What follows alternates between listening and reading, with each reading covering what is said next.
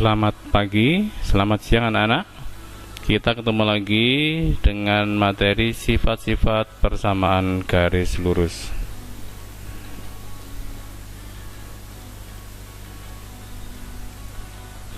Mari kita amati gambar berikut. Ini ada beberapa garis. Garis-garis di samping memiliki C tidak tetap. Ada garis Y sama dengan 2X min 8, ini C nya negatif 18. Garis Y sama dengan 2X min 8, C nya min 8. Garis Y sama dengan 2X min 4, C nya min 4. Tetapi garis-garis samping memiliki M yang tetap atau gradien, yaitu 2. Jadi semuanya 2. Maka garis-garis ini memiliki kemiringan yang sama.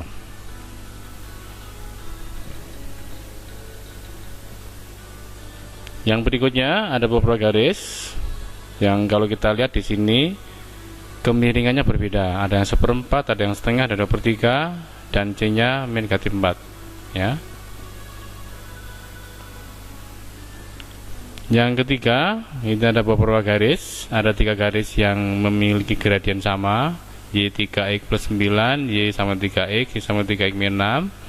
Dan ada garis 4 garis yang gradien juga sama, tapi berbeda dengan gradien yang ketiga tadi, yaitu gradien negatif 1/3. Y sama dengan min 1/3X min 8, Y sama dengan min 1/3X min 4, dan seterusnya. Nah, garis ini berpotongan. Nah, bagaimana kondisi berpotongannya? Nanti kita gali di slide berikutnya.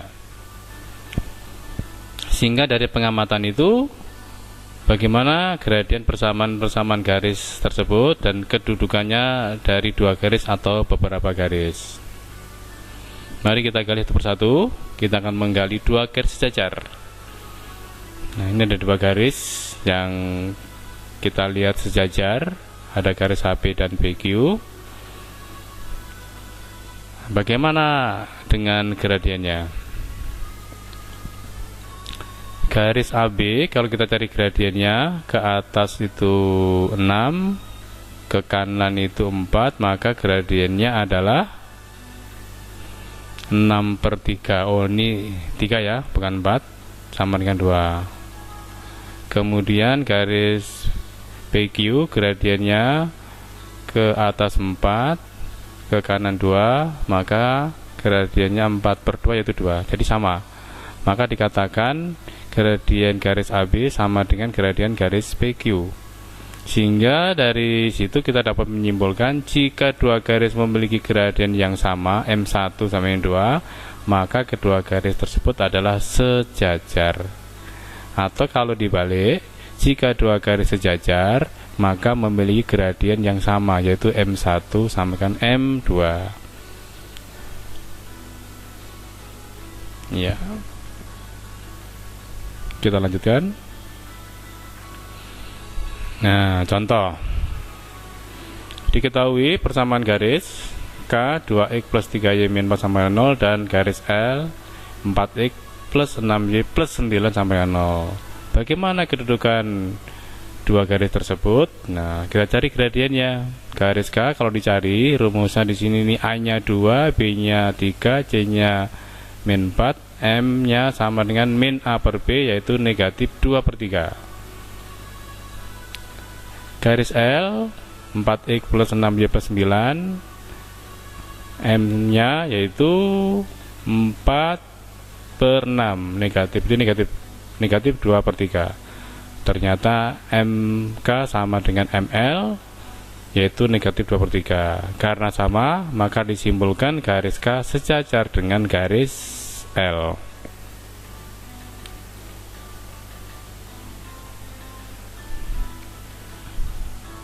Nah, kita sekarang menggali garis yang tegak lurus. Nah, di sini ada garis K, garis L berpotongan di 2,2.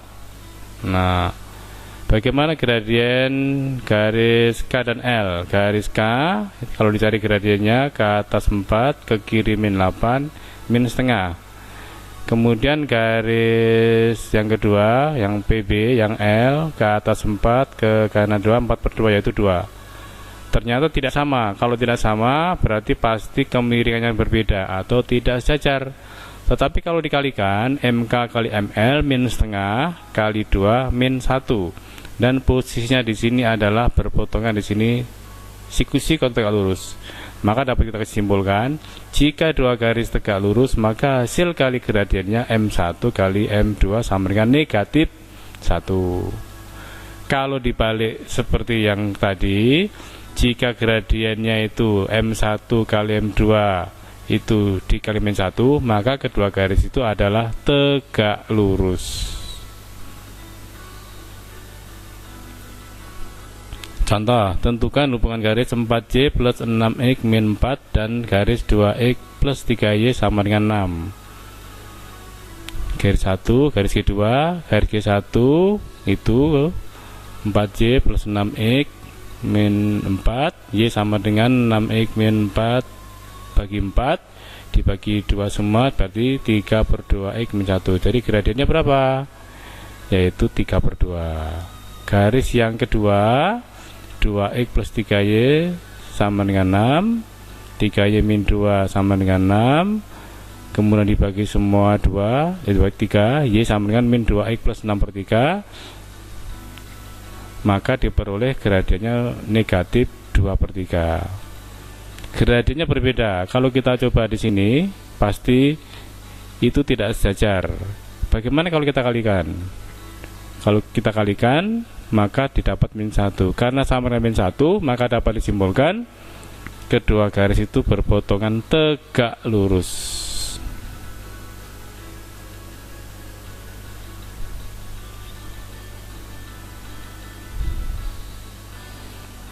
Yang ketiga, kita akan menggali dua garis yang berimpit. Ada dua garis K dan dua garis L.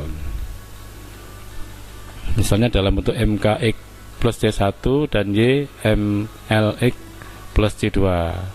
Ini garis K, di sini ada garis L. Nah, garis L ini berimpit, berarti kalau kita simulasikan, nah mendekat ke sini, begitu dikatakan garis yang berimpit. Garis K dan garis L berimpit. Karena berimpit pasti garis itu sejajar, maka MK sama dengan L. Dan juga titik potong di sumbu Y di sini berimpit juga. Jadi nanti C1 juga sama dengan C2. Contoh, 3Y plus 2X min 12 dan 4X min 6Y min 24 sama dengan 0. Ya, G1 nya Y sama dengan 2/3X min 4. Tadi caranya seperti tadi. Kalau kita cari M1 nya 2/3, C1 nya min 4. Garis yang kedua 4Y min 6X min 04, berarti min 6Y sama dengan min 4X plus 24, berarti Y sama dengan min 4X plus 24/6, atau Y sama dengan 4/6X min 4, atau sama dengan ini min jadi plus, Y sama dengan 2/3X min 4. Berarti C nya min 4, M nya 2/3. Kesimpulannya M1 sama dengan M2, C1 sama dengan C2. Jadi kedua garis itu berimpit. Oke, bagaimana? Ya, jadi sifat-sifat di situ kalau kita simpulkan ada 3. 1, dua garis sejajar M1 sama M2. Kedua, saling berpotongan tegak lurus M1 kali M2 dikalikan sama dengan min 1. Kemudian yang ketiga berimpit, berarti M1 sama dengan M2, C1 sama dengan C2. Ya, oke. Saya kira untuk materi kali ini cukup. Nanti bisa diputar ulang. Oke, sampai ketemu di lain waktu. Selamat pagi, selamat siang, sampai ketemu lagi.